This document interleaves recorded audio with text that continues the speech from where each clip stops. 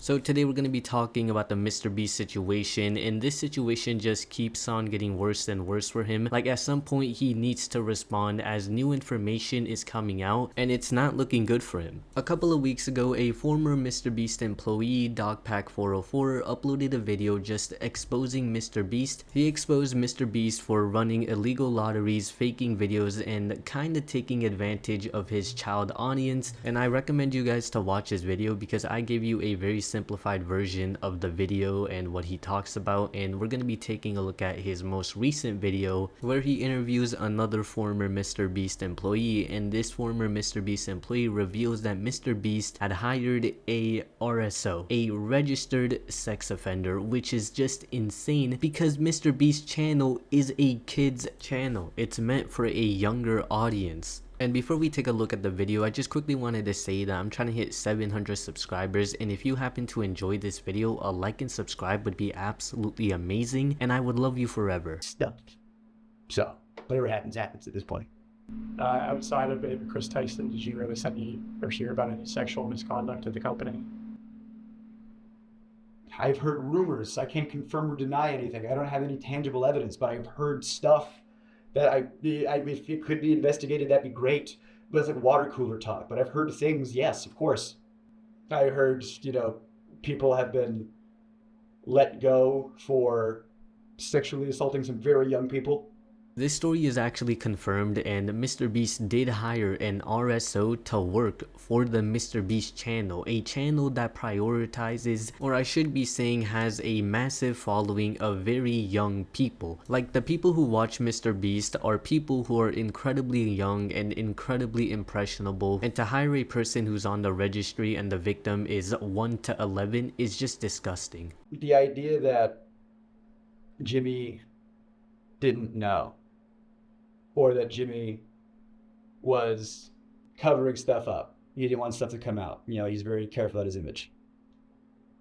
The tangible proof that he knew but covered it up. How do you prove that, Well, there was a known sex offender, registered sex offender, convicted sex offender on the registry and everything who worked there.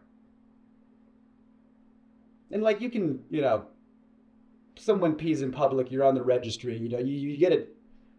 You can still have a job after you're on that's one thing.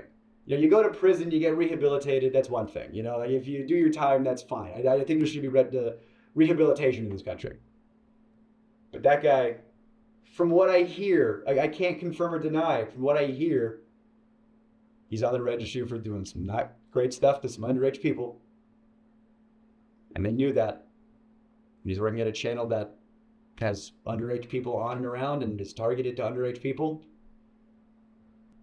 And they covered up the fact that not only did he work there, but he was like the manager when it all started. And that he knew, and because he'll be in videos, he'll be in thumbnails, he'll be around.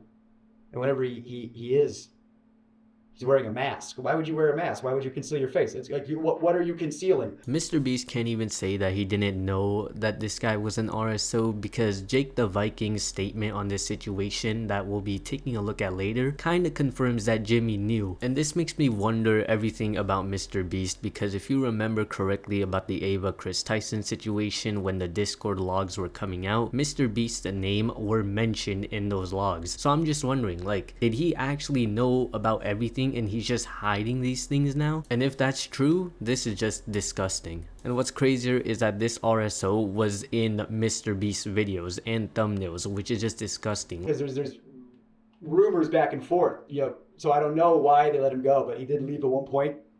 Even if that guy didn't do anything, they still knew about it and he was still around. And what if he's one of the people in the Discord servers? What if he's not? I don't know. But when I was there, they called him Delaware. It's like, why do you call him Delaware? I didn't know. Apparently, they called him Delaware because he's not allowed to go back to Delaware. That's his nickname?